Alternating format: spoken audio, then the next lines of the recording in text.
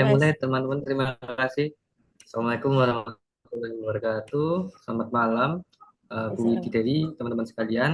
Ya, kita kembali ketemu lagi di mata kuliah Ekonomi Makro pertemuan keempat. Ya, kita rencananya sebenarnya hari ini kuis jam 18.35, tapi berhubung banyak yang izin terlambat dan masih kerja, kita undur mungkin kemungkinan setengah 8 ya. Kita mulai mungkin dengan materi dulu oleh Bu Widi. Baik, teman-teman yang tidak berhalangan bisa on cam ya, bisa on cam semuanya. Nanti kita kerjakan, kita menyimak materi Bu Widi supaya bisa dua arah ya. Jadi kita, Bu Widi biar nggak ngomong sendiri. Jadi teman-teman kami harapkan bisa on cam. Baik, sebelum kita memulai perkuliahan, lebih baik kita berdoa menurut keyakinan dan agama masing-masing. Doa dimulai.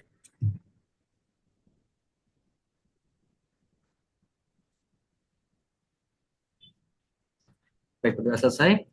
Baik, langsung saja Bu Widi Dewi, waktu dan tempat saya persilakan. Kepada Ibu Widi Dewi, silakan. Oke, makasih Mas Hendy. Halo teman-teman semua, selamat malam.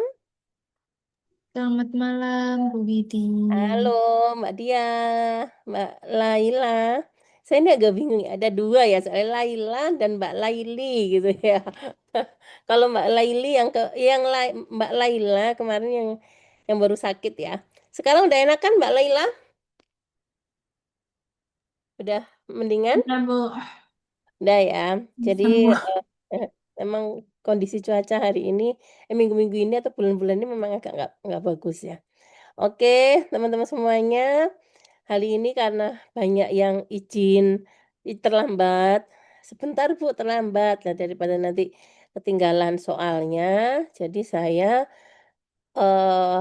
balik ya. Jadi saya materi terlebih dahulu, setelah itu baru lanjut ke eh soal ya. Jadi teori terlebih dahulu baru ke soal. Ini kebetulan yang on cam ini Mbak-mbak cantik, Mas Hendy. Oke, Mas Hendy kayaknya sinyalnya kurang bagus ya. Mulai dari tadi ngelek-ngelek ya. Iya, jadi saya ketularan cantik jadi. Iya, Melek iya ya. Mas. Mas Hendy Oke, ngelek-ngelek ini dari saya tadi pakai suaranya juga. wifi-nya Hmm, BWI, Bu. kenapa? Wifi-nya ya? Gak apa-apa ya memang kadang sekarang ini wifi Iya, kok ini nggak saya pakai wifi-nya BWI kayaknya sore tadi. di anu toh, di Heeh, Surabaya toh Mas. ini pakai pakai wifi, Bu. Tapi sore, iya di Surabaya. Cuman tadi Oh, sore itu mulai nge-lag. Siangnya tadi aman. oh. Nggak tahu kenapa. Ini berarti di anu apa namanya kantornya Pak San, Iya, ini di sini, Bu. Di mana? kantor Di sini. Ya, ini. BPI. Ibu tahu tempat ini mungkin. Di mana di mana? Iya. Oh, oh, oh Di ya. perpusnya, Bu. Di Ya, iya ya Mas. Ya iya, teman-teman ya, delay nih. saya Ibu buka. baru jawab barusan. Internet Mm-mm. saya, Bu. Mohon maaf. Ntar ya teman-teman, saya tak buka ininya dulu. Oke, bentar saya siap. Mas Hendy tadi saya barusan kirim ya. Sorry, Oh iya, materinya oke, saya oke. terlambat ya teman-teman ya. eh Tadi barusan saya kirim ke Mas Hendy. Padahal seharusnya tadi ya. Oke, sebentar ya.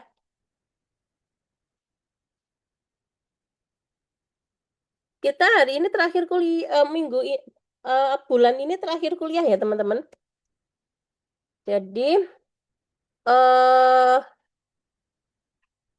hari ini minggu ini sekarang Rebu malam kita kuliah, minggu depan udah nggak ada kuliah lagi ya Mas Hendy ya, libur ya. Baru apa tahun depan. Jadi tahun depan Iya. baru kita ada perkuliahan kembali. Oke. Hari ini kita membahas mengenai kemiskinan, inflasi, dan pengangguran kebijakan pemerintah. Jadi hari ini kita agak santai-santai ya. Kalau kemarin kita bahasnya agak kenceng karena hitung-hitungan gitu ya. Tapi kalau sekarang kita agak santai karena kita membahas mengenai eh apa namanya teorinya saja. Oke. Kelihatan? Kelihatan ya. Oke. Ya, Bu. Oke, kemiskinan, inflasi, pengangguran, dan kebijakan pemerintah. Jadi ini lumayan agak sedikit padat, tapi kita santai-santai aja. Apabila nanti materinya ada yang nggak selesai, kita selesaikan dulu, kita putuskan dulu ke pengangguran dulu atau inflasi gitu ya. Jadi sampai kita 7:30 atau jam 7:30 lebih dikit lah ya. Setelah itu baru kita lanjut ke kuisnya. eh Teman-teman, di sini pasti kita satu negara pasti ada yang namanya kemiskinan, inflasi, ya, pengangguran, pasti ada itu. Ya, orang nganggur, terus kondisi yang nggak bekerja, inflasi, gitu ya, dan macam-macam. Jadi kemiskinan di sini ini sebenarnya saling berhubungan dengan ini tadi, pengangguran, inflasi, dan lain-lainnya. Mengapa? Pada saat kita menganggur dan kita tidak berusaha sama sekali, otomatis kita tidak memiliki penghasilan sama sekali. Ya, jadi ketika satu kondisi kita tidak ada aktivitas apapun dalam perekonomian keluarga, gitu kan. Padahal kita diwajibkan nih untuk melakukan sebuah konsumsi. Gampangannya diwajibkan untuk membiayai. Apalagi orang-orang yang sudah memiliki keluarga, masyarakat yang sudah memiliki keluarga, otomatis mereka harus membayar kebutuhan pokok kan, bayar anak sekolah kalau sudah punya anak, membayar kebutuhan-kebutuhan rumah tangga yang lainnya, bayar listrik, bayar air, ya, bayar macam-macam gitu ya, harus apa namanya, penuhi oleh teman-teman semua. Lah, pada saat kondisi menganggur inilah, kayak gitu kan, kita masyarakat Indonesia atau masyarakat di satu negara tersebut, otomatis nggak bisa memenuhi kebutuhannya, ya. Yang harus bayar listrik ya nggak bisa, harus bayar air nggak bisa, mau mau membeli, kebutuhan sehari-hari aja susah gitu ya. Akhirnya mereka tidak bisa memenuhi kebutuhan-kebutuhan itu. Sandang, pangan, papan gitu ya, macam-macam tidak bisa terpenuhi dengan baik. Oleh karena itu muncullah gitu ya, muncullah adanya kemiskinan. Nah, kemiskinan itu ya dipicu dari apa? Pengangguran.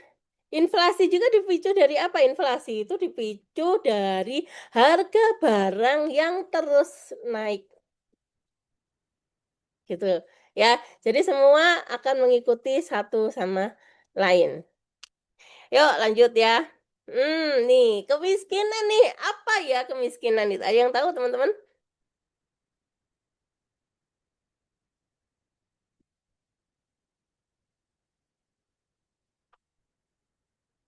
Apa ya kemiskinan itu ya?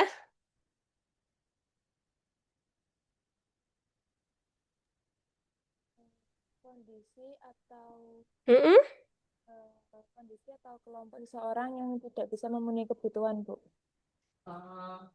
Kondisi Kondisi gimana? Kondisi tidak mampu, Bu. Mm-mm. kondisi di mana Kondisi yang seseorang tidak mampu, yang dia tidak ya, bisa memenuhi kebutuhannya. kebutuhannya, ya.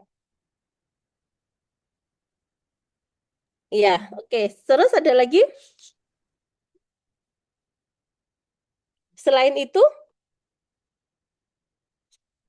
satu kondisi yang dimana dia tidak bisa memenuhi kebutuhannya. Oke. Ada lagi?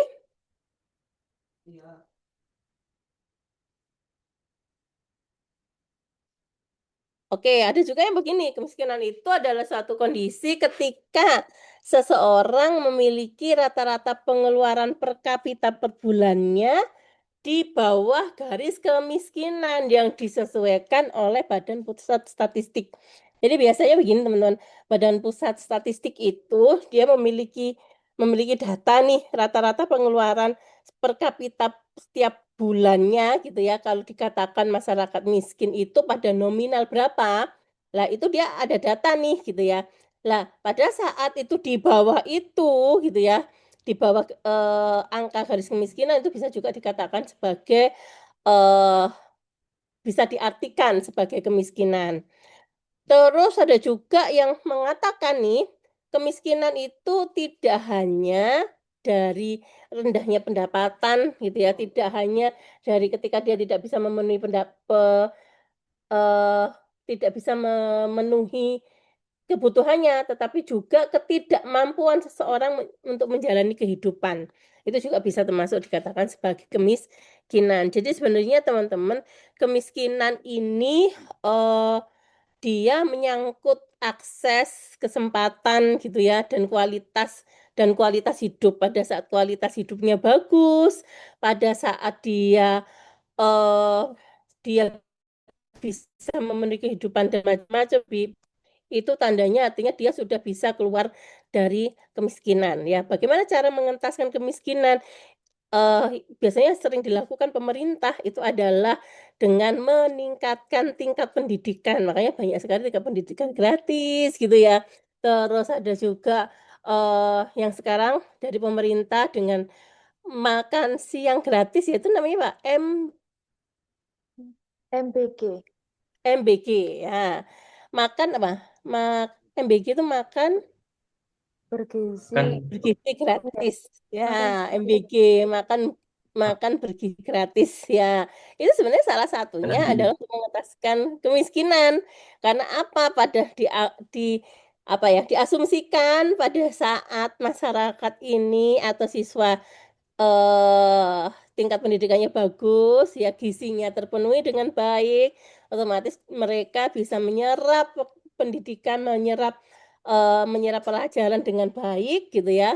Pada saat penyerapan pelajaran dengan baik, artinya dia diharapkan nilainya bagus dan macam-macam. Nantinya masa depannya lebih bagus, harapannya begitu. Ya, oke, yuk next yuk. Itu kemiskinan ya, teman-teman. Terus, oke. Terus kemiskinannya ada macam-macam juga. Ada kemiskinan absolut, kemiskinan relatif, struktural, kultural ya. Terus kronis. Nah, ini macam-macam juga kemiskinan sementara, multidimensional, subjektif, kemiskinan perkotaan dan juga pedesaan. Nih, dari beberapa ini yang kalian pahami yang mana? Yang sering kalian dengar?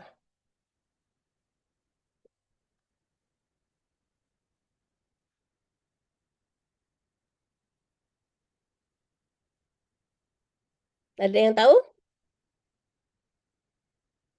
Nggak ada? Mbak Mbak Laili, ada yang tahu nih dari beberapa macam ini? Nggak paham. Yo, kita bahas dulu ya satu-satu. Kemiskinan absolut. Nah, absolut itu apa, Rek?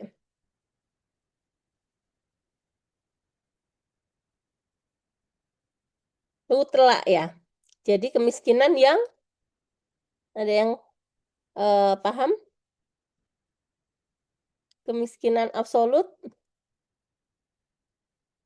Kemiskinan absolut itu kemiskinan yang dia berdasarkan standar minimal minimal kebutuhan hidup atau garis kemiskinan. Jadi penduduk ini dikategorikan miskin pada saat pendapatannya di bawah garis kemiskinan. Berarti dia tidak bisa memenuhi makan, sandang, pangan, papan gitu ya. Juga dia tidak mampu untuk memenuhi kebutuhan dasarnya. Jadi artinya kemiskinan absolut ini biasanya mereka memiliki pendapatan atau gaji di bawah dari minimum kebutuhan hidup yang sudah ada standar dari BPS. Makanya kenapa sih teman-teman kalau di setiap kota itu ada UMR ya. UMR itu adalah sebuah survei. Sebenarnya muncul UMR ini adalah survei dari BPR yang di mana di survei itu kok BPR BPS ya, kalau BPR kan untuk kita cari duit ya. BPS teman-teman, Badan Pusat Statistik, pada saat dari BPS ini dia akan tahu kira-kira kalau di Kota Malang memenuhi kehidupan yang normal saja, nggak mewah-mewah, rata-rata ini itu membutuhkan berapa sih? Ya, makanya kan UMR Surabaya beda, UMR Jakarta juga beda ya, UMR Malang ya. Semakin kecil daerahnya, UMR-nya juga ikut mengikuti. Ya, Malang, Surabaya, Jogja, Solo. Bila dibandingkan dengan Madiun, Tulungagung, gitu ya, beda UMR-nya. Karena apa? Ya, itu hitung-hitungan dari BPS tentang pendapatan per kapita masyarakat itu akan disesuaikan. Nah, makanya kalau kemiskinan absolut ini memang sudah mutlak, memang karena dari pekerjaannya yang hasil pendapatannya adalah di bawah garis kemiskinan yang disesuaikan dengan adanya BPS tadi. Misalkan, ya maaf, kadang yang eh pekerja-pekerja yang mendapatkan gaji minimal itu misalkan ada bapak-bapak kerja di satu tempat ternyata gajinya hanya 500.000 nih dalam satu bulan itu kan jelas kurang banget untuk memenuhi kebutuhannya namanya kemiskinan absolut. Terus yang kedua relatif. Ada yang tahu teman-teman relatif apa? Saya minta izin minum dulu ya. Saya, Bu. Apa teman-teman? Ada yang tahu nih? Relatif Saya, Bu. ya? Apa Mas? Kemiskinan relatif itu bisa kayak mencukupi kebutuhan pangan, sandang, kayak kebutuhan apa ya? Kebutuhan dasar niku bisa, tapi kayak terus itu disebut kemiskinan relatif itu kayak kesenjangan ekonomi mungkin Oke, dari relatif. standar itu. Ya, standar hidup dari beberapa Ya, orang gitu ya. Mas Sohibul ya. ya, Ya, kesenjangan beberapa orang nggak sama. Misalkan nih, contoh saya, saya merasa dengan dengan Mas Sohibul misalkan saya sama saya merasa nih Mas Sohibul ini kaya banget. Saya merasa saya nggak punya nih. Saya merasa miskin di antara di sini. Karena teman-teman gajinya tinggi-tinggi gitu ya. Saya merasa di kelompok ini seandainya, kadang kan sosialita gitu kan begitu ya, kumpul-kumpul gitu ya. Kita tahu nih gaji setiap masing-masing. Misalkan teman-teman di sini rata-rata gajinya adalah 40 juta rata-rata. Amin gitu ya. Sedangkan saya dari kumpulan teman-teman itu gaji saya paling rendah, saya digaji 25 juta.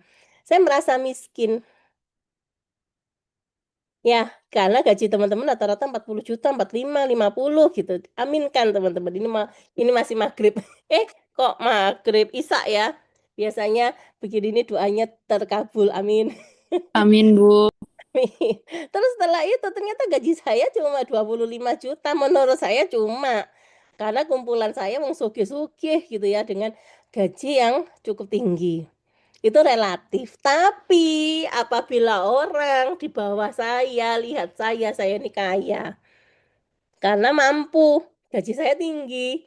Berarti dia merasa dia miskin apabila dibandingkan saya gitu ya. Jadi relatif ini teman-teman cenderung dia kemiskinan ini yang dilihat dari perbandingan tingkat kesejahteraan antar kelompok masyarakat. Contohnya nih, misalkan ini betul sekali yang dikatakan Mas Sohibul ya. Pendapatan seseorang cukup untuk hidup, tetapi jauh lebih rendah dibandingkan rata-rata masyarakat di sekitarnya gitu ya. Itu tadi, saya cukup untuk hidup. Kehidupan sehari-hari saya cukup dengan gaji 25 juta misalkan. Tapi saya ini merasa miskin bila dibandingkan teman-teman saya yang lainnya. Karena teman-teman saya yang lain-lainnya udah setiap bulan selalu jalan-jalan ke luar negeri dan wajib.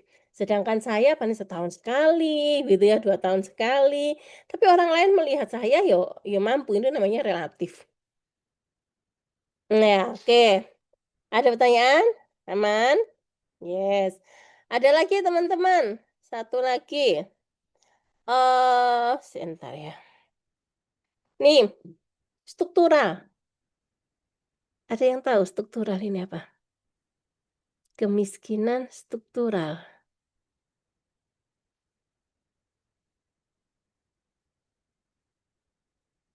Apa nih? Kemiskinan struktural?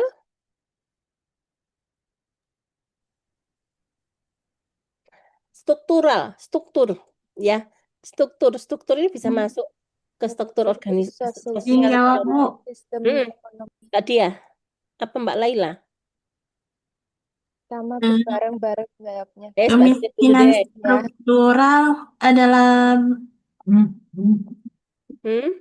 bentuk kemiskinan yang disebabkan oleh ketidaksetaraan dalam sistem sosial, ekonomi, dan politik yang ada, bukan karena faktor individu seperti kurang usaha atau kemampuan. Oke. Kalau Mbak Dia, betul? Mbak Laila, cukup? Mbak Dia, ada tambahan? sama sih, Bu. Heeh.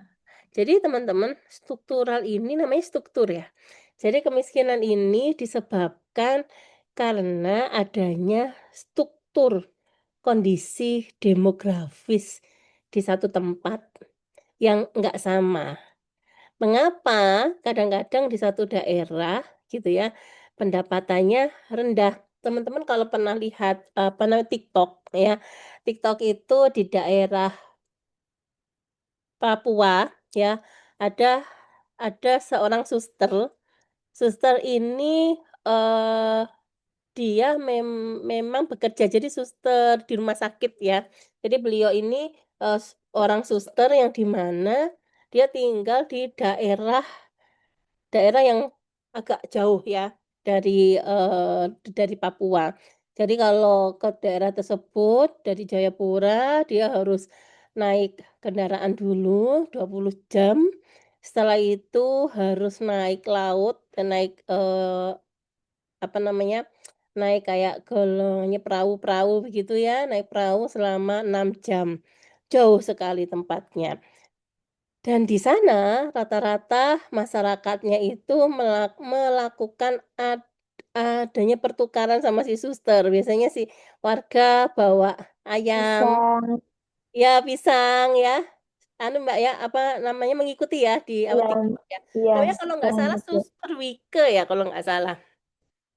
Nah, di Suster Wike ini selalu tuker. Biasanya si warga bawa pisang nih, gitu ya, bawa udang. Suster Wike biasanya tanya mau apa, Pak? Mau habras, gitu ya, mau noodle nih, atau mau kebutuhan-kebutuhan yang lainnya, garam dan macam-macam.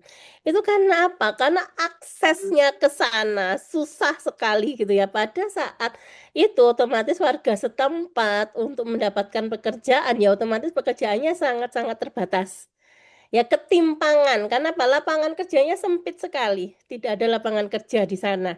Otomatis mereka kebanyakan aktivitasnya adalah kalau nggak cari ikan, mereka bercocok tanam, Kebun. ya berkebun dan mereka menjualnya juga kesulitan. Ya, karena memang mungkin pasarnya juga terbatas. Otomatis bisanya adalah saling tukar menukar tersebut dengan suster. Jadi suster biasanya mendapatkan bantuan juga dari Jawa gitu ya. Banyak sekali, ada beras macam-macam, gula dan macam-macamnya. Ini namanya kemiskinan struktural, struktur demografis yang ada di satu negara itu membuat masyarakat setempat tidak bisa secara maksimal melakukan kegiatan ekonomi. Terus setelah itu akses pendidikan terbatas kan otomatis ya mau ke sana guru ya susah banget apalagi anak-anak mau sekolah ya juga butuh waktu yang sangat panjang karena akses jalan yang susah begitu ya. Jadi intinya adanya ketimpangan-ketimpangan ya ketimpangan-ketimpangan dalam struktur ekonomi yang ada. Itu masuk ke kemiskinan struktural. Ya, lanjut ya. Apalagi nih, teman-teman? Keempat, kultural. Kultural ini budaya. Ya, kemiskinan karena adanya budaya.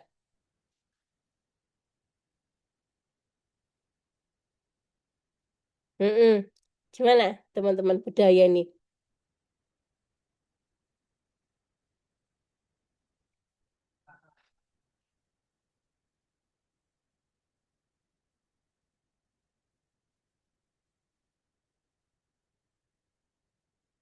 Ada yang tahu?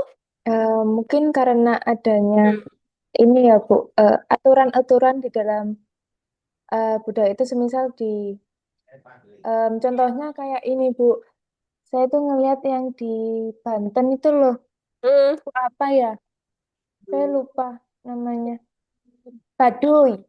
Oh Nah, ya. itu kan ada beberapa yang di suku pedalaman Baduy dalam itu kan nggak boleh bekerja di luar. Mm. Sedangkan apa itu kayak pekerjaannya kan cuma apa nih petani, menjadi petani Mm-mm. kayak gitu, Bu. Mungkin dari situ juga ya, jadi terjadinya timbul kemiskinan.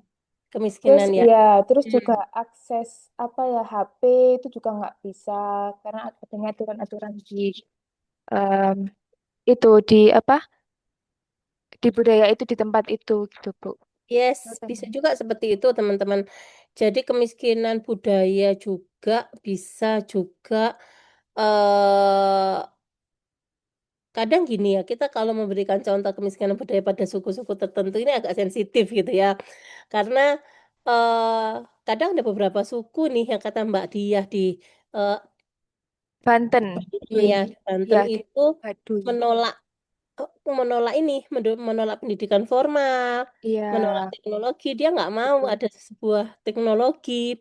Terus juga kehidupannya dia sangat-sangat sangat tertutup. Ya, bahkan mereka eh ada teknologi baru, mereka sangat menolak itu. Mereka nggak mau ada teknologi baru. Misalkan sekarang kan memang digitalisasi ya semua dalam hal kehidupan masyarakat, tapi mereka nggak mau itu. Jadi sebenarnya ketika mereka mau menerima adanya perubahan zaman ini, mereka akan bisa maju. Tapi ya karena suku itu tadi ya, karena suku biasanya eh, ada aturan-aturan tertentu dalam suku tersebut. Jadi akhirnya ya itu tadi, mereka benar-benar menutup diri.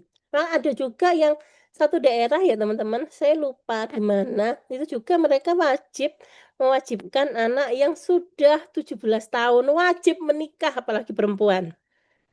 Nah, bayangin teman-teman kadang 17 tahun ini masih SMA kan ya, Mbak Dia, Mbak Laila, Iya, Bu. teman-teman Mbak Laili ya masih masih sekolah masih lulus SMA kadang ya masih SMA macam-macam itu memang mereka diwajibkan untuk menikah sedangkan biasanya pasangannya juga laki-lakinya juga dengan usia yang sama bisa dibayangkan bagaimana caranya mereka mengatur kehidupan rumah tangga mereka apabila mereka masih belum matang secara keuangan, secara finansialnya.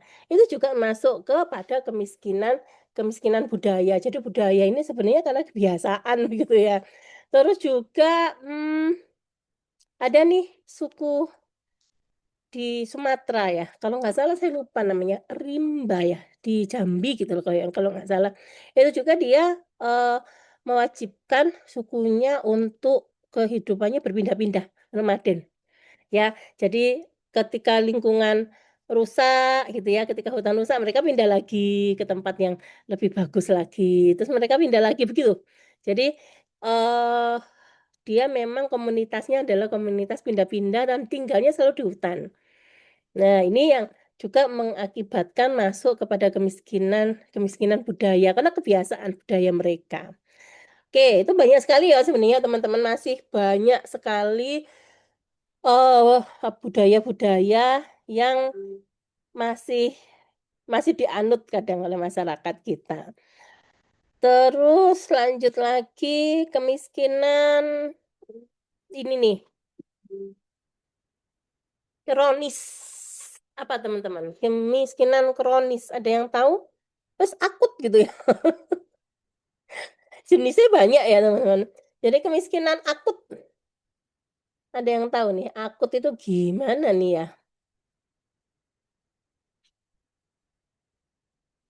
Kemiskinan akut ini adalah kemiskinan yang dia berlangsung jangka panjang, terus-menerus. Karena eh, disebabkan kondisi ekonomi dalam satu negara tersebut yang carut-marut. Pendidikan rendah, terus tingkat inflasinya tinggi, tingkat kesehatannya juga rendah karena dipicu karena pendapatan turun kan, semuanya apa namanya kesulitan mereka. Banyak sekali yang mengalami adanya busung lapar. banyak mengalami adanya kematian, ya. Ada yang banyak juga mengalami adanya gizi buruk dan macam-macam. Dan mereka itu sulit untuk lepas. Nah, karena inilah dikatakan sebagai kemiskinan akut, yaitu kemiskinan yang jangka panjang dan biasanya disebabkan karena kondisi satu negara tersebut. Entah negara itu termasuk negara memang ada konflik, ya, negara-negara yang ada konflik-konflik tertentu dengan negara yang lain, ataukah negara-negara tersebut yang memang dia negara miskin yang sulit untuk mendapatkan investasi dari negara-negara luar. Itu namanya kemiskinan akut ya kalau saya bilang. Benar-benar kita nggak bisa keluar. Nanti kita ada contoh nih kemiskinan yang paling, tingkat kemiskinan di seluruh dunia ini ada di mana. Itu Di masuk kemiskinan Afrika, Bu. Kayaknya. hah? Di Afrika kayaknya, Bu. Iya, Iya. betul. Zimbabwe ya, Iya. Zimbabwe itu tingkat inflasinya tinggi. Jadi bisa mencapai 2000%, tinggi sekali. Dan di sana Zimbabwe itu, banyak sekali anak-anak anak-anak kelaparan dan mereka banyak sekali nggak mendapatkan pendidikan layak. Nah, itu namanya kemiskinan kronis ya, memang susah untuk keluar dari sana. Karena semua satu negara mengalami itu gitu ya, beda dengan kemiskinan budaya. Budaya ya karena adanya budaya-budaya tertentu gitu yang sehingga susah untuk naik ke sana. Terus ada juga teman-teman dulu, zaman dulu, eee, ada yang mewajibkan hanya wanita yang wajib bekerja, laki-lakinya di rumah. Lah, itu juga bisa masuk kepada kemiskinan budaya, di mana, rata-rata si perempuan ini tidak bisa mendapatkan pekerjaan yang lebih baik gitu ya, biasanya ya sebagai sebagai kuli panggul gitu ya, yang kerja di pasar dan yang lainnya. Dah lanjut, mmm, kita agak cepet. Kemiskinan sementara, nggak lama, sementara aja gitu. Ada yang tahu kemiskinan sementara? Sementara teman-teman, kalau sementara ini karena sementara waktu, guncangan tertentu, kayak kemarin kasus Covid. Kasus Covid ini kita, masuk ke kemiskinan sementara. Kalau teman-teman, amati Covid ini banyak orang langsung gulung tikar, bahkan jelungup gitu ya kalau kata orang Jawa ya, langsung delosor. Karena apa? Yang awalnya, mereka memiliki usaha bagus, tenang, aman-aman jaya, karena Covid banyak sekali yang itu kena dampak. Salah satunya adalah agen wisata, ya, hotel, pariwisata, orang-orang UMKM yang bekerja di pariwisata, jualan souvenir ya, jualan makanan di pariwisata, langsung nggak bisa bekerja. Karena apa? Ya tidak ada, nggak ada masyarakat yang datang ke sana, karena waktu itu pariwisata ditutup total, sehingga hotel-hotel juga tutup, ya nggak berani buka. Terus setelah itu otomatis penghasilan dari hotel dan macam-macam pariwisata dan yang lain-lainnya nol. Banyak sekali orang yang terkena PHK waktu itu teman-teman. Jadi di karyawan-karyawan hotel semua kena PHK, hampir semua. Restoran, ya tempat pariwisata, semua yang saat itu begitu. Dan, setelah ketika ada PHK, mereka macam-macam kan, ada yang mereka langsung bangkit ya, langsung jualan sesuatu, langsung mereka jual online lah dan macam-macam. Ada yang mereka sangat terpuruk, bahkan sakit, ya banyak seperti itu. Itu masuk kemiskinan sementara, hanya sementara waktu karena terjadinya adanya bencana yang nggak diduga. Setelah itu, ya setelah itu mereka bangkit karena sebenarnya mereka itu memiliki skill, ya kayak pegawai hotel gitu kan sebenarnya dasarnya mereka punya skill, mereka memiliki jasa gitu ya, memiliki pengalaman, tapi karena kondisi-kondisi tertentu sehingga mereka tidak bisa bekerja. Ini namanya kemiskinan sementara, yang diakibatkan karena adanya bencana atau adanya kejadian-kejadian sementara yang sehingga dia tidak bisa melakukan aktivitas dalam pekerjaannya, itu. Terus multidimensional, mmm, multidimensional ini teman-teman kalau ini adalah sebuah kemiskinan yang dia tidak hanya dilihat dari pendapatan, tapi dilihat dari pendidikan, kesehatan, akses air bersih, sanitasi gitu ya. Misalkan contoh nih, kita lihatnya tidak harus dari pendapatan dia, kita lihatnya dari rumah. Pada saat kita datang, ya maaf, rumahnya tidak rumahnya bukan rumah yang layak ya, dia masih menggunakan kayu misalkan atau seng, misalkan dia nggak punya akses air bersih, mereka tidak memiliki MCK, mandi cuci kakus ya, nggak memiliki sanitasi yang bagus gitu ya. Itu juga masuk ke kemiskinan multidimensional. Tapi sebenarnya kemiskinan multidimensional ini bisa dilihat dari adanya aturan dari BPS, Badan Pusat Statistik. Jadi gini teman-teman, Badan Pusat Statistik ini sebenarnya memiliki aturan-aturan masing-masing ya. Pada saat orang dikatakan kategori miskin itu pada saat mereka tidak memiliki tempat yang layak. Makanya kenapa ketika ada bansos ya, bantuan sosial, kadang bansos ini tidak sesuai dengan target. Ya, yang kena bansos, yang kena bantuan, malah kadang yang mereka punya sepeda motor 4, ya, karena ayah, ibu, anak 2, 4, 1, begitu ya. Padahal kalau secara fisik kita lihat sebenarnya mereka mampu begitu ya, rumahnya ya lumayan bagus ya, mereka punya kamar mandi ya. Padahal kalau secara BPS adalah dia tidak dilihat dari pendapatannya, dia punya uang atau tidak enggak gitu ya. Tapi yang dilihat itu dari rumahnya begitu Kondisi ya, rumah. isi rumah betul. Kadang ya maaf ya ketika kita masuk ada yang sebagai ruang tamu, sebagai dapur ya, bahkan untuk cuci-cuci piring ya di situ hanya satu ruangan saja dan itu bisa juga sebagai kalau malam sebagai tempat tidur, satu ruang aja. Lah, itu kalau dikatakan di BPS itu sebagai kemiskinan multidimensional karena dilihat dari isi rumahnya gitu ya. Nah, makanya kadang kalau bansos ini lah bansosnya ini salah salah apa namanya? Salah ini nih, salah untuk menyalurkan gitu ya. Karena apa? Ya dilihat sebenarnya dari pendapatannya gitu ya. Mereka pendapatannya nggak tetap nih, tapi mereka punya layak, semuanya ada. Televisi bagus ya, memiliki mesin cuci yang bagus gitu. Kadang kita lihat di situ, padahal itu nggak seperti itu. Harusnya dilihat dari Badan Pusat Statistik. Terus 2 terakhir ya. Subjektif teman-teman. Subjektif itu sebenarnya sama seperti relatif ya, mirip ya. Jadi subjektif itu mirip dengan relatif. Jadi karena seseorang itu merasa miskin, meskipun secara statistik mereka di atas garis kemiskinan, ya karena itu tadi adanya persepsi individu.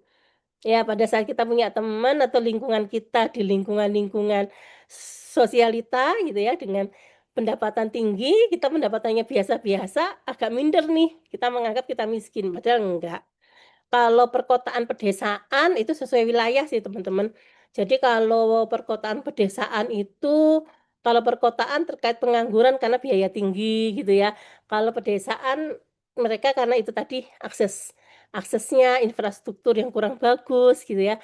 Lapangan pekerjaannya minim kalau di pedesaan gitu aja sih sebenarnya. Tetapi yang sering digunakan tingkat kemiskinan tuh yang ini teman-teman, yang sering.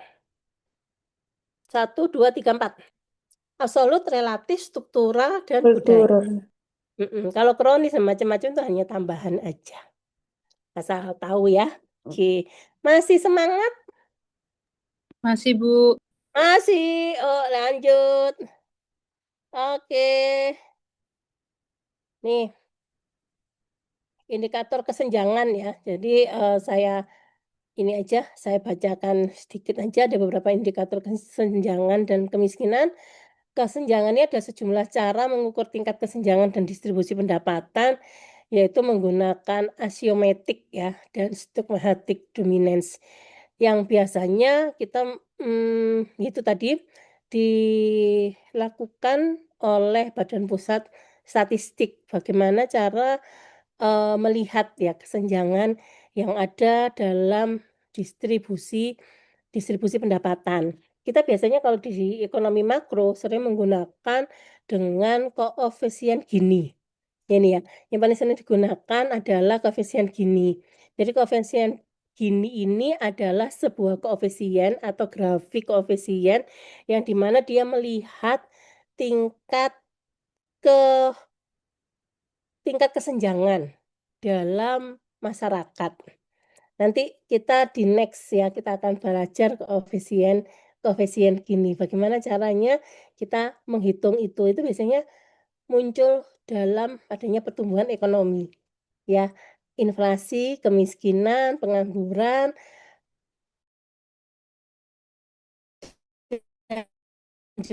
Kalau di kelas reguler ini dibahas 3 minggu ya. Tapi kalau di kelas ini kita 2 minggu aja, kita inflasi, pengangguran sama pertumbuhannya minggu depan, tahun depan ya. Oke, lanjut.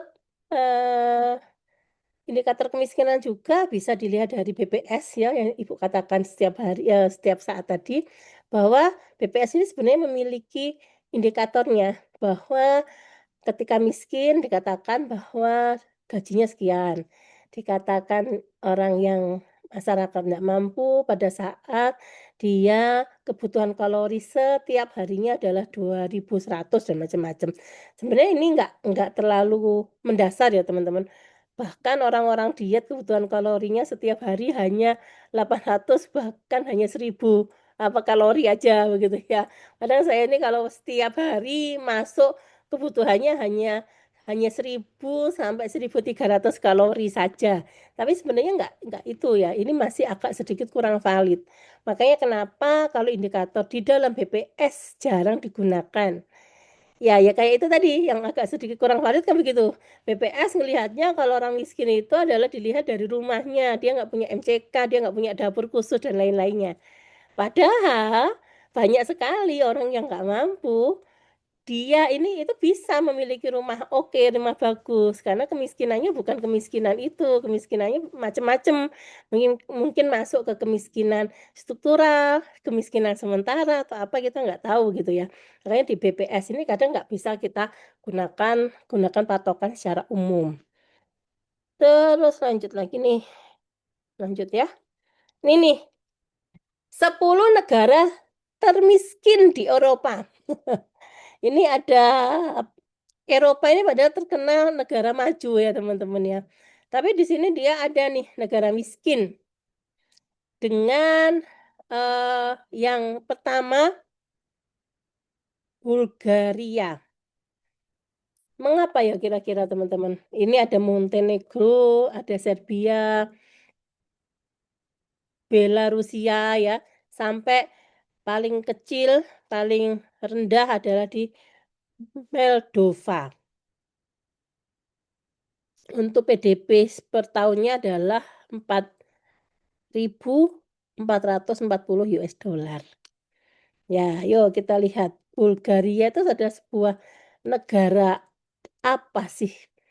Kira-kira ada yang tahu? Bulgaria? Ya, kita searching ya. Bulgaria. Kira-kira negara apa? Kok bisa masuk negara termiskin di Eropa?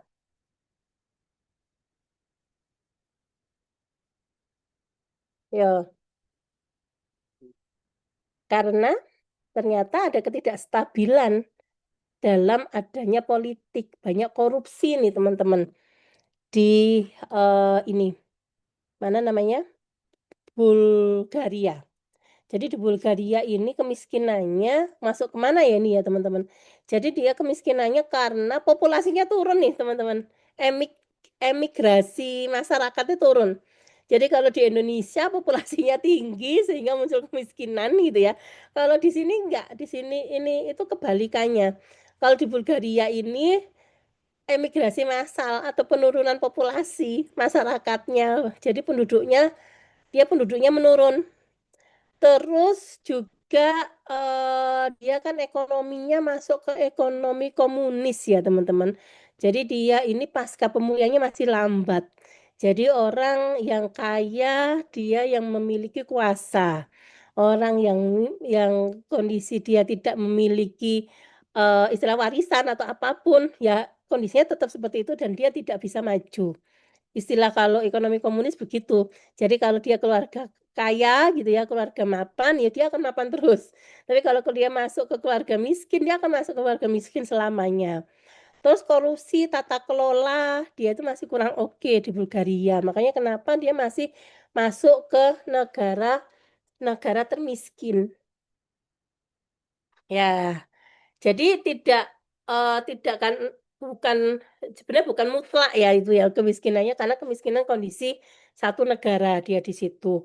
Terus lanjut aja di ASEAN nih pengangguran di Indonesia tertinggi di ASEAN. Ini kalau ini pengangguran ya teman-teman, kali ini tingkat kemiskinan. Ini langsung lanjut pengangguran. Indonesia ini ternyata masuk ke nomor 1 di ASEAN. Dia penganggurannya 5,2%. Setelah itu Filipina, lanjut Brunei, Malaysia, Vietnam, Singapura, langsung Thailand. Tingkat pengangguran ini juga nantinya akan mempengaruhi tingkat kemiskinan satu negara. Oke. Ya, inflasi juga berpengaruh. Jadi inflasi terbesar sementara ini masih di Laos ya, di 21,5. Kalau Indonesia masih aman sih, masih di sekitar ini. Masih nggak terlalu waspada gitu ya. Oke, lanjut lagi. Yuk, nanti ini ada pertanyaan teman-teman?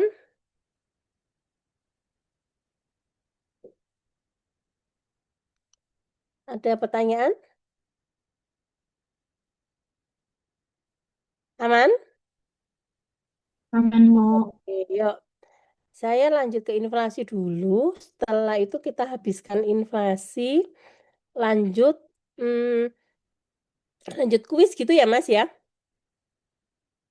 Mas Hendy. Jadi saya habiskan inflasi terlebih dahulu. Setelah itu baru lanjut kuis, lanjut nanti yang lainnya dengan pertumbuhan ekonomi di tahun depan. Ya, oke. Agak ngebut nih materinya. Inflasi itu, ada yang tahu nih teman-teman? Inflasi.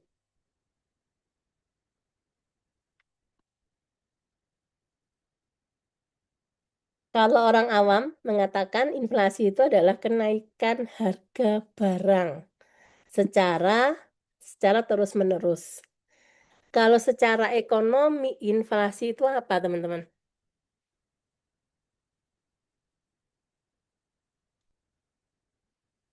Inflasi itu adalah menurunnya nilai mata uang di suatu negara.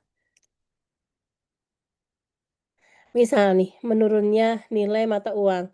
Saya dulu ingat banget ketika masih SMA di 1995-an gitu ya. Kalian belum lahir kali ya.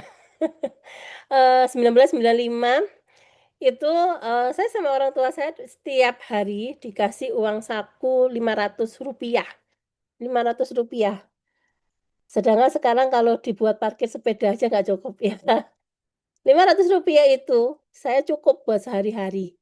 Buat beli minum, kalau pas olahraga saya malah dikasih Rp750 gitu ya. Tapi ketika sehari-hari belum tanpa eskul dan lain-lain saya dapat Rp500. Waktu itu naik angkot teman-teman Rp50 nih. Naik angkot, pulang pergi berarti hanya Rp100 saja. Nasi goreng yang sekarang kalian nikmati harganya paling nggak 15.000 paling murah ya. Dulu itu saya masih ingat betul harganya hanya ada yang 25, ada yang Rp50 gitu ya. Jadi Rp50 itu bisa saya beli nasi goreng sama air mineral, cukup kenyang. Kalau mau agak enakan, kalau di kantin ya sekitar Rp100. Itu udah enakan, sisa 300. 300 itu buat kue dan macam-macam udah cukup. Jadi Rp500 waktu itu cukup. Lah, sekarang Rp500 buat apa kira-kira teman-teman? Buat beli permen, Bu, itu aja dapat 2 Oh, beli permennya. permen bisa ya dapat 2 Iya, ya. 500 dapat 2 itu sekarang. 500 dapat 2 lah. Itu kan. Jadi artinya inflasi itu adalah kondisi menurunnya mata uang. Yang dulu Rp500 udah banyak banget menurut saya. Sekarang nggak ada artinya. Saya ingat banget kalau di pas waktu belanja gitu ya ke pasar sama orang tua saya dikasih uang 5.000, udah bisa buat beli daging, buat bisa bisa beli bawang merah, bawang putih dan yang lain-lainnya.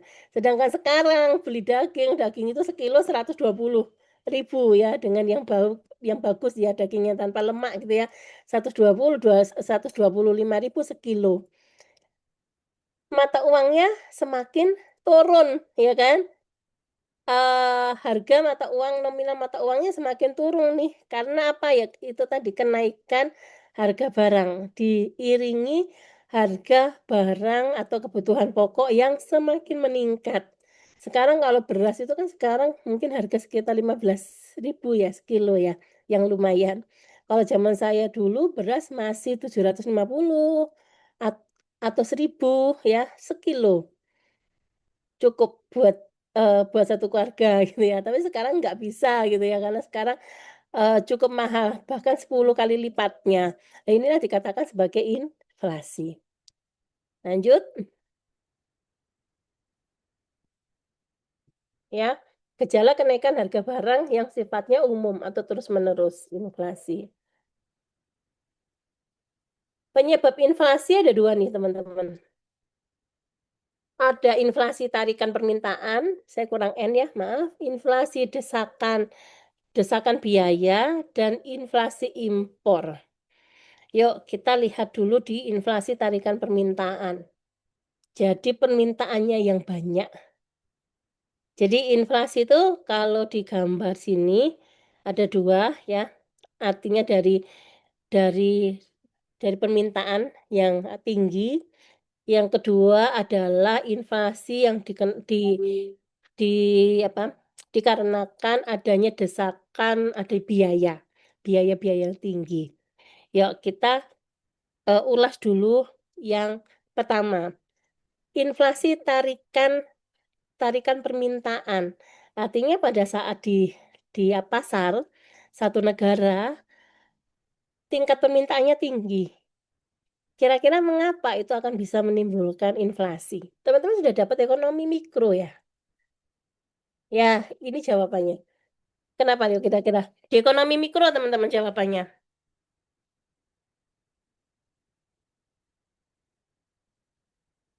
Ada yang tahu?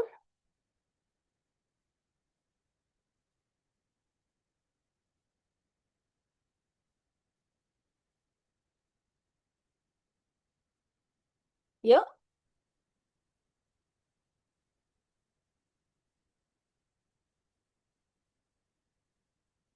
mengapa kira-kira? Pada saat permintaan tinggi, mengapa itu bisa membuat tingkat inflasinya juga akan semakin banyak?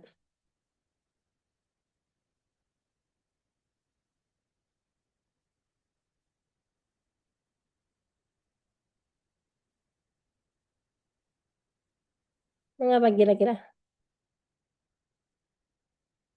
Ya karena kan teman-teman pada saat daya belinya masyarakat tinggi, pada saat teman-teman di dalam satu pasar kebutuhannya tinggi, secara ekonomi mikro, kan ekonomi mikro ini mengatakan bahwa pada saat permintaan tinggi, harga juga akan ikut mengikuti. Mengikuti Ya, semakin tinggi.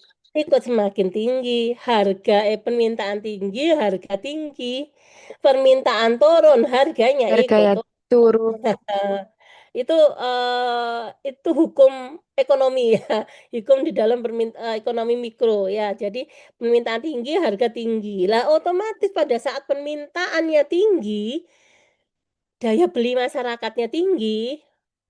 Karena ketika daya beli masyarakatnya tinggi, pasti akan muncul peluang toh, muncul penawaran-penawaran yang lainnya gitu ya. Pada saat banyak orang menawarkan peluang-peluang itu, otomatis masyarakat juga akan mendapatkan sebuah peluang untuk menaikkan harga. Ada juga pada saat daya belinya masyarakat tinggi, otomatis juga kebutuhan satu produk tersebut semakin menipis, ya kan? Produknya menipis, otomatis akan dimahalkan. Ya, contohnya apa nih? Kalau yang produk-produk saat ini. Kemarin teman-teman pada saat COVID ya, masker yang awalnya biasa saja, bukan menjadi barang utama, bukan menjadi barang yang kebutuhan pokok. Saat itu orang banyak beli masker, ya kan? Akhirnya yang masker yang sekarang ini halas kotak harganya 10.000. Zaman dulu masker tuh bisa 50.000, bisa 100.000. Ya, karena kebutuhannya tinggi. Mengapa mahal? Pertama, karena banyak penawaran, otomatis orang banyak yang mau jualan tersebut di markup angkanya. Ada juga karena pada saat masker tinggi permintaannya, perusahaan masker tidak dapat memenuhi kebutuhan tersebut. Barangnya banyak yang habis. Ya, otomatis harga barang tersebut akan semakin mahal. Itu asumsi pada saat ini tadi dorongan adanya permintaan yang menyebabkan tingkat inflasi yang semakin tinggi. Contoh juga teman-teman bentar lagi kan ada ini ya, ada Natal ya, Natal dan Tahun Baru. Biasanya yang mahal apa nih?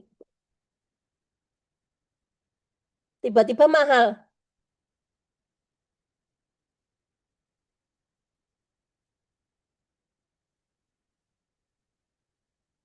Jagung. Ya, jagung. Yang awalnya jagung ini murah-murah saja di hari-hari biasa jadi mahal. Arang, ya arang itu biasanya sekantong itu saya beli biasanya 5.000, 10.000 dua. Menjelang Natal, permintaan tinggi, arang jadi dinaikkan. Yang satu kantong awalnya hanya 5.000 jadi naik 10.000. Jadi kalau saya beli dua berarti 20.000. Padahal sehari-harinya saya beli dua kantong cuma 10.000 saja. Ya itu contoh paling sederhana di inflasi tarikan permintaan. Sing paling kelihatan lagi pada saat mau hari raya. Biasanya menjelang hari raya harga telur naik, ya, harga tepung naik, semuanya serba naik lah ya. Itu namanya inflasi tarikan permintaan. Permintaannya tinggi semakin mahal. Yang kedua, inflasi desakan biaya. Sorry. Kira-kira gimana teman-teman? Jadi biayanya yang tinggi. Biaya di perusahaan atau biaya-biaya operasional perusahaan semakin tinggi. Itu juga bisa menyebabkan inflasi. Apa yuk? Ada yang tahu? Inflasi desakan biaya. Jadi inflasi desakan biaya ini kalau secara logika pada saat biaya operasional tinggi, ya, desakan biaya ini pada saat biaya input adanya produksi satu perusahaannya tinggi, ini nanti akan mengalami perubahan signifikan pelan-pelan. Contoh nih ya, biaya bahan bakunya naik nih. Misalkan perusahaan ini memproduksi mie instan misalkan.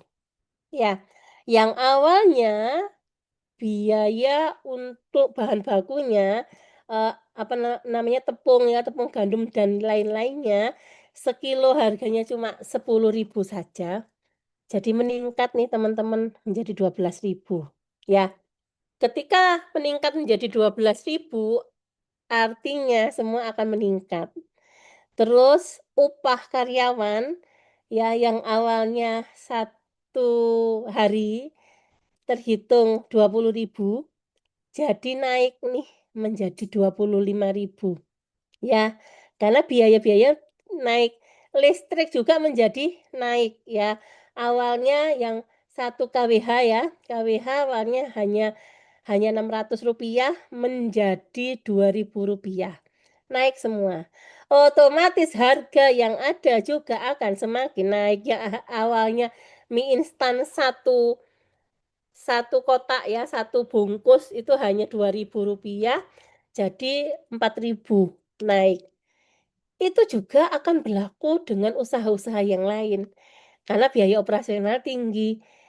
Karena harga upah ya masyarakat di satu tempat itu mengalami kenaikan. Ya, mengalami kenaikan sekitar 10%. Yang tadi yang awalnya kalau harian, 1 hari 20.000 menjadi 25.000. Itu semua akan mengikuti bahan baku, upah karyawan, listrik, macam-macam. Artinya, akhirnya harga barang semakin mahal, semakin naik semua. Itu namanya inflasi desakan, ada biaya. Inflasi impor, teman-teman. Apa nih artinya inflasi impor? Inflasi yang disebabkan karena barang impor yang datang tidak terkendali. Contoh nih paling gampang, kenapa sih Menteri Keuangan saat ini sangat melarang sekali adanya produk-produk luar negeri, produk-produk baju-baju bekas ya dari luar negeri datang ke Indonesia. Mengapa sih Menteri Keuangan kok sampai kekeh tidak memperbolehkan itu? Karena ini secara perekonomian akan merusak nih teman-teman. Karena apa? Barang-barang thrifting ya dari luar negeri itu dengan harga yang murah. Kadang datang itu kualitasnya bagus loh teman-teman. Kadang bahkan banyak sekali barang-barang yang asli, Adidas, terus Puma ya, terus Adi Elvini, kadang ada yang murah-murah malah bahkan mereka bisa menjual sekitar 100-150 ribu padahal kalau aslinya masih jutaan gitu ya dan lain-lain. Itu akan merusak harga kita. Harga UMKM. Makanya harga UMKM ini akan cenderung lebih mahal. Karena apa? Karena dengan adanya barang-barang impor tersebut orang menganggap bahwa nantinya lebih enak membeli produk-produk impor daripada si barang-barang lokal yang ada di Indonesia gitu ya. Oleh karena itu makanya produk-produk di Indonesia kayak baju-baju ya itu akan terlihat lebih mahal daripada ketika kita membeli baju-baju bekas yang ada di luar. Itu namanya inflasi impor. Ada pertanyaan nih sebelum kita bahas ke hiperinflasi.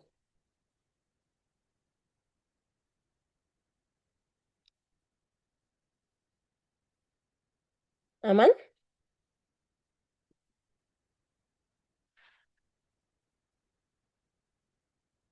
Udah ya. Hiperinflasi teman-teman. Hiperinflasi itu adalah satu kondisi yang dimana inflasi terus meningkat. Jadi ini inflasinya melampaui 50% per bulan. Yang berarti adalah lebih dari 1% setiap hari. Inflasi setiap harinya 1%. Meningkat terus-menerus. Nah, biasanya ini ada kondisi-kondisi tertentu. Karena ada perang, ya. Terus karena kondisi ekonomi yang nggak stabil, banyak korupsi gitu ya, dan macam-macam, ada kepanikan masyarakat. Biasanya ini akan muncul hiperinflasi. Harga barang naik secara 50% atau bahkan 100%, jadi berlipat-lipat. Kalau kan teman-teman kemarin amati, kita di 2020, 2021, mau ke 2022, itu sudah mau menuju ke hiperinflasi. Karena harga-harga barang naik dengan tidak terkendali, khususnya produk-produk kesehatan. Ya waktu itu produk-produk kesehatan meningkat teman-teman, sangat meningkat cukup tajam sekali waktu itu. Terus biasanya hiperinflasi ini masyarakat mencetak uang secara pemerintah mencetak uang berlebihan. Terus juga kepercayaan masyarakat terhadap mata uang itu kurang bagus ya, sehingga mereka membelanjakan uangnya untuk barang-barang tertentu. Harga naik sangat-sangat cepat sekali. Jadi ketika ada hiperinflasi, otomatis krisis ekonominya tinggi. Ya, dikarenakan karena macam-macam nih faktornya. karena gonjang-ganjing ekonomi yang ada di satu negara tersebut. Oke, ini kita sudah selesai. Ini nih ada contoh ya teman-teman. Eh, Body shop ini dia banyak sekali menutup gerai di beberapa negara karena muncul ke daya beli masyarakat yang semakin menurun. Ya, karena kebutuhan masyarakat semakin tinggi, jadi mereka menganggap bahwa kebutuhan-kebutuhan ini kan kebutuhan-kebutuhan yang bukan kebutuhan pokok ya.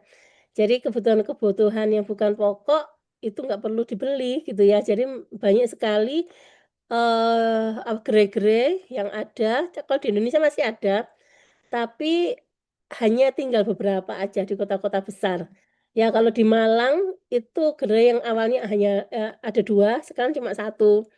Ya, jadi itu biasanya itu karena daya beli yang cukup rendah di beberapa negara, akhirnya mereka akan tutup beberapa. Ya, karena itu tadi tingkat daya beli masyarakat kurang yang diimbangi karena mungkin tingkat pengangguran, tingkat inflasi yang menyebabkan mereka nggak mampu untuk membeli barang-barang yang bukan kebutuhan pokoknya.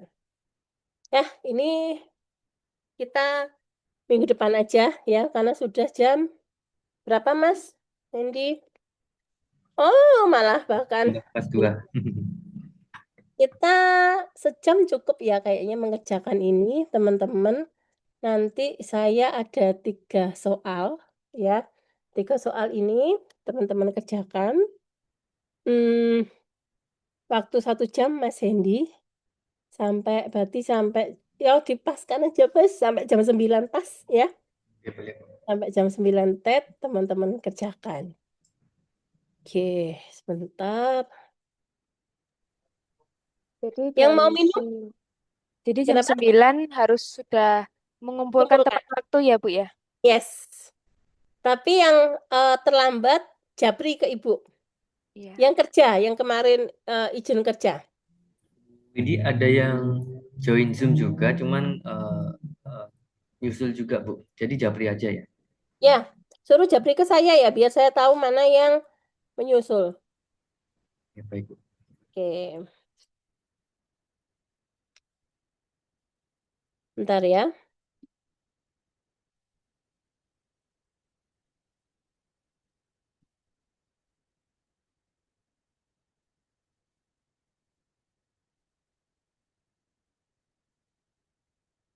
Bentar Mas, saya kok lupa naruhnya di mana. Bentar teman-teman.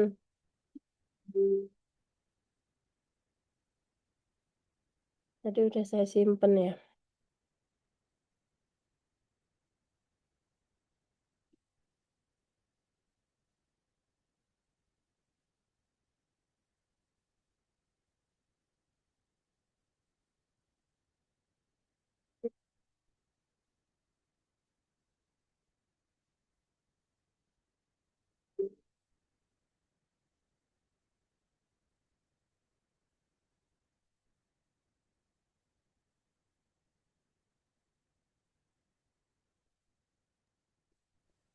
Ibu saya izin ke kamar mandi dulu ya.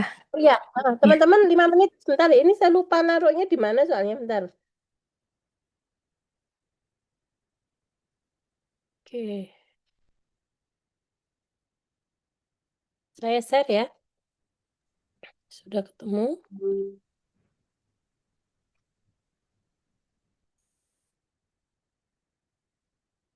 Hmm.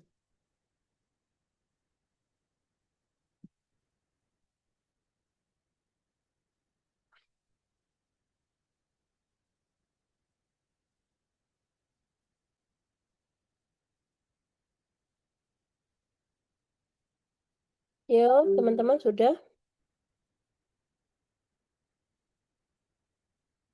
Ini nomor 1 yang dicari DI ya, disposable income.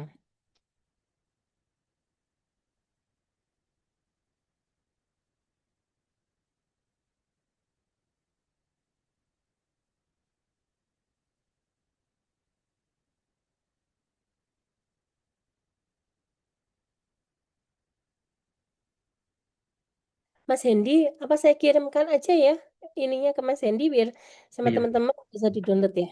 ya, Ya, baik. oke, biasanya nomor 3-nya soalnya di bawah. Ya, ya, sebentar Mas. Nah, izin ke belakang dulu. Sebentar lagi tak kirimkan Mas Hendy ya. Jadi Siap. teman-teman kerjakan nomor 1, 2 dulu. Saya ada nomor 3 sebenarnya, tapi di bawah ini gitu ya.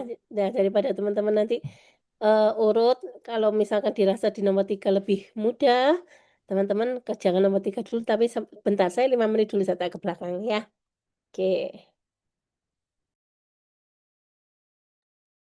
Teman-teman yang belum saya japri nggak apa-apa. Sudah japri tapi belum dibalas nggak apa-apa, Mas Sohibul, Mbak Adinda. eh Langsung dikirimkan aja. Ya, jadi teman-teman ketika kuis, ngisi apa namanya, ini disimpan ya. Setelah itu nanti dikirimkan ke saya. Langsung aja dikirim nggak apa-apa. Jadi mungkin saya belum sempat membuka ya. Jadi teman-teman kirim aja. Aman. Oke. Bentar Mas, bentar lagi tak kirim. Oh boleh. Jadi kalau di Word boleh.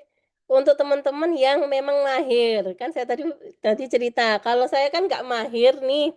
Untuk apa namanya teman-teman. Untuk menulis di Word gitu ya.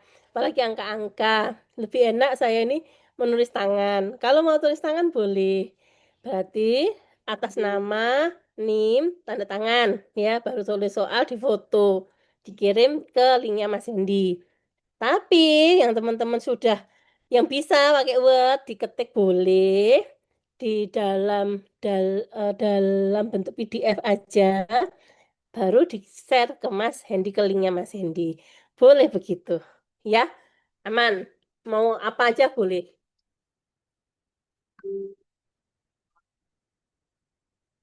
Bu Widi boleh lihat yang soal nomor 3, saya screenshot aja. Oke, sebentar ya Mas. Sebentar.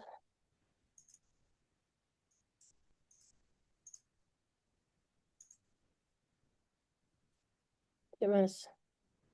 Saya kok tiba-tiba dangling loh Mas.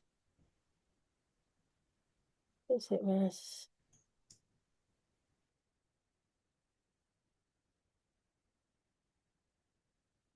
Saya tampilkan sekarang Mas. Oke, boleh Bu. Hmm. Oke. Saya kirimkan bentar lagi ke Mas.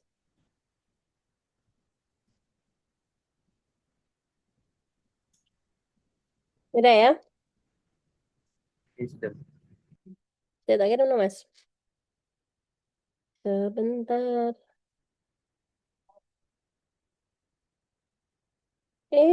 Maaf. Saya matiin buat kirim ke Mas Hendy. Ternyata malah. Sebentar, tunggu ya.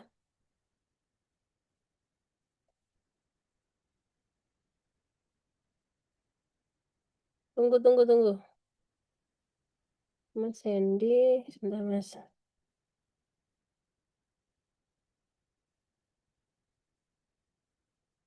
Oh, teman-teman WA pas kuliah ya? Ya, saya belum baca. Tapi ada beberapa yang teman-teman sudah WA saya tadi sore ya. Apa? Mas Hen, ini ya. Saya share screen lagi.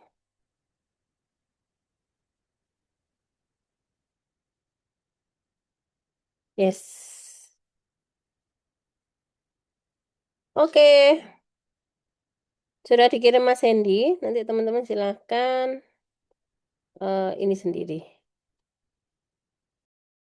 Teman-teman kalau ada yang ditanyakan silahkan tanya ke saya ya. Langsung. Jadi saya masih tetap di sini, nggak meninggalkan kalian. Kalau sudah, langsung dikumpulkan di linknya. Masih ingat ya, hati-hati ya, YD ya teman-teman. MRP itu miliar rupiah gitu ya. Untuk yang kerja deadline-nya sampai jam 12 atau jam 1? Iya, karena ada yang Awita juga ya Mas. Ada yang Mbak Mas apa namanya, Venta tadi bilang bahwa saya masih bekerja. Bukan Mas Venta. Saya tadi ada ya siapa ya? Yang iya Mas Venta kalau nggak salah ya dia sampai jam 1 Wita. Nih. Mas. 1 dini hari Wita. Berarti Wita itu jam berapa kalau di sini? Jam 1 di sini jam 12. Oh iya. Berarti jam 12 beliau baru bisa mengerjakan, Bu. Mm-mm. Cukup ya. Eh, tapi ya gak apa-apa Mas. Dini hari aja maksimal jam 3 deh. Jam 3 dini hari ya. Teman-teman yang dini hari bisa segera dikerjakan ya. Biar sama cepat ngebutnya sama teman-teman yang ada di sini. Siap, Udah siap ngebut begadang ya, teman-teman. ngebut. Ini itu di file Word atau Excel ya? Soalnya saya baru join. Oke, di Word Iya. aja. Oke. Ya, kalau bisa mengetik di Word, tapi kalau nggak bisa mengetik, ditulis tangan aja. Nanti di sudut kanan atas ada nama, NIM, dan tanda tangan. Terus setelah itu difoto. Boleh. Oke, baik Ibu. Terima kasih, Bu. Ya, kasih. Ini sesuai rumus semua kok, sesuai dengan latihan kemarin. Semua nggak ada yang melenceng, jadi insya Allah aman.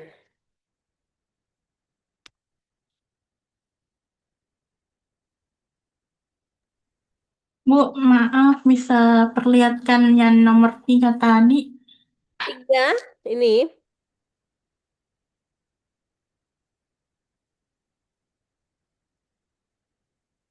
Saya foto soalnya saja, Bu. Karena belum selesai nomor 2. Oh ya, teman-teman screenshot dulu aja atau difoto dulu. Kalau yang belum, yang nomor 3. Oke, sudah ya. Nah, 2 ya. Teman-teman, kurang 15 menit lagi ya.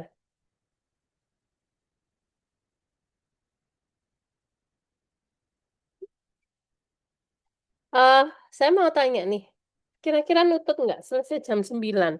Ada yang sudah selesai atau OTW nomor 3? Saya masih OTW nomor 3, Bu. Oke, berarti nutut ya, Mbak. Ya, Insya Allah. oke. Yang lainnya, teman-teman, nutut ya. Nomor 3 juga, Bu. Olivia Dan nomor nutut. 3 juga, Bu. Yes. Mbak Dona Nomor nih, 2, Bu. Nomor Mbak 2, Dona. tapi nomor 2 di bagian yang 4, Bu. Oke, siap. Mudah-mudahan nutut ya.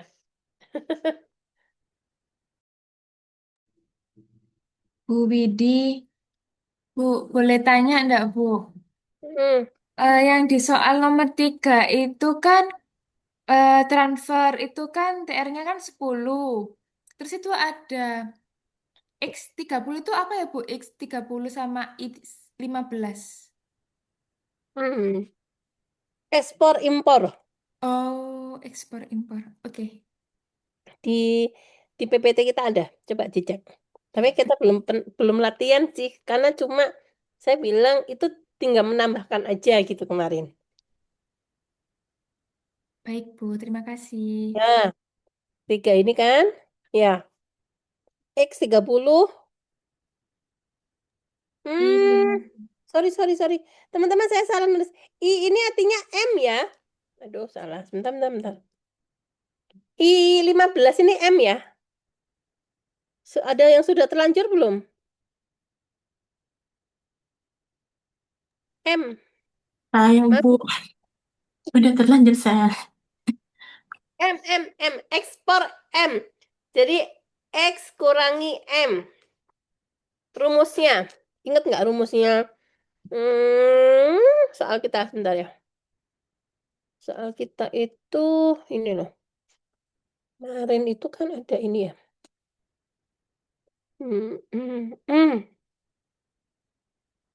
Ekonomi pendapatan nasional. Ini kan, ini loh teman-teman soalnya. Nih.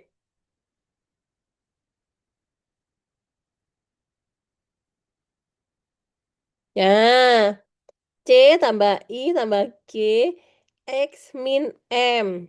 Ya, X-nya tinggal masukin nih. Maaf, Mbak. X kurangi M.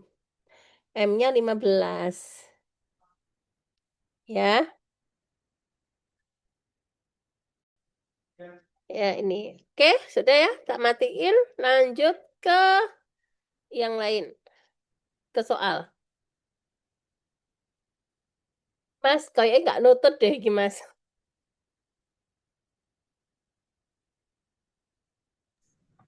Oke, mungkin atau gini Bu, teman-teman suruh ngumpulin di link itu Google Form. Maksimal. Di link itu kelihatan nggak? Teman-teman ngumpulin jam berapa gitu kelihatan? Ya, kelihatan Bu, urut. Oke. Ini ada jamnya. Ya wis. Teman-teman, saya kasih waktu sampai 9:30 ya.